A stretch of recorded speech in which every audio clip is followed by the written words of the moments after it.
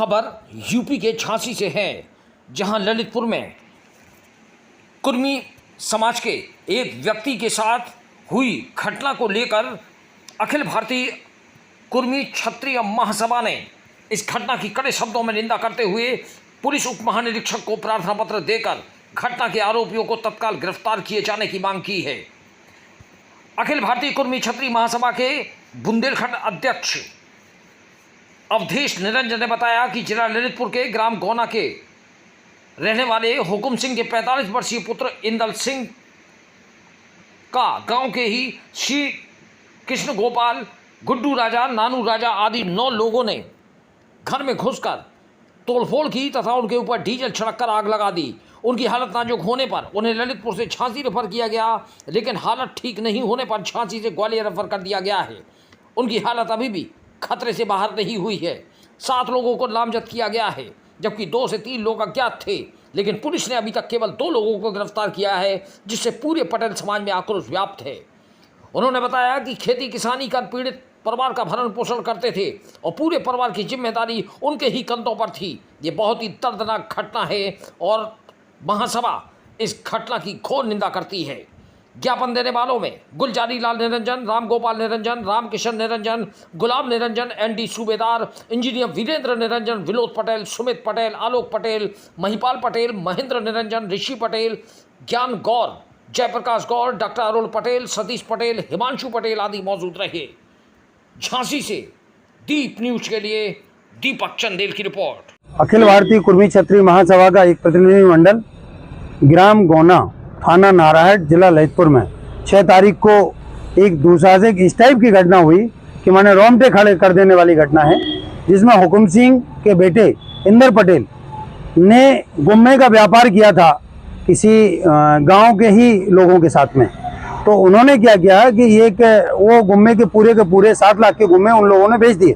बेचने के बाद उन्होंने जब अपने पैसे की मांग की तो जब नहीं दिए गए तो बार बार मांग की, बोले कुछ दिनों में पैसे मिल जाएंगे। जब नहीं की तो बस स्टैंड पर खड़े होके वो जब चर्चा कर रहे थे कि ये लोग इतने बेईमान हैं, इन बेईमानों के साथ तो कभी व्यापार नहीं करना चाहिए। तो वहाँ कोई व्यक्ति खड़ा हुआ था, उस व्यक्ति ने एक एक करके सबको फोन लगाया। एक व्यक्ति देखो गाली दे रहा है और ये अपने पैसे के लिए कह रहा है कि इन बेईमानों हमारे पैसे खा लिए, तुम लोग सब लोग इकट्ठे होके आओ, इस साले को देखते हैं। एक एक करके उसने 7 बजे शाम को गोना में 6 तारीख को फोन लगाए, कम से कम 7-8 लोगों को फोन लगाए। वो 10-12 लोग इकट्ठे होके आए, लाठी डंडे से लैस हो गए, वहीं से लाठियां उखाड़ी उन्होंने, बल्लियां उखाड़ने के उपरांत जब वो था, इसने देखा कि इतने लोग आ रहे हैं तो भगने की कोशिश की, तो उसको 1-2 डंडे वहीं पड़ गए। वो गिरता झूमता हुआ आगे को निकल गया और भाग गया। जो उसमें ये लोग ढूंढते रहे, लेकिन वहाँ फसलें खड़ी हुई थी, वो नहीं मिला। तो ये लोग सारे के सारे लोग उनके गाँव पहुंचे। इनकी पिताजी की साथ मारपीट की, बहू के साथ अभद्रता की। लगभग टाइम रहा होगा 8-9 बजे का। अभद्रता करने के बाद घर में तोड़फोड़ की। तोड़फोड़ करने के बाद इसके बाद भी इनका मन नहीं, वो दिल्ली पसीजा, ये लोग वापस चले गए। रात में 11 बजे के आसपास ये लोग आए, डीजल लेके कटिया में लेके आए, उसके इंदर के साथ मारपीट की। मारपीट करने के उपरांत उसको घसीट के ला के आंगन में उसके ऊपर मिट्टी का डीजल डाल के उसमें आग लगा दी गई। आग इतना ज़्यादा जल गया कि ललितपुर में उसको मना कर दिया गया और उसके बाद झांसी रेफर किया तो झांसी मना कर दिया गया।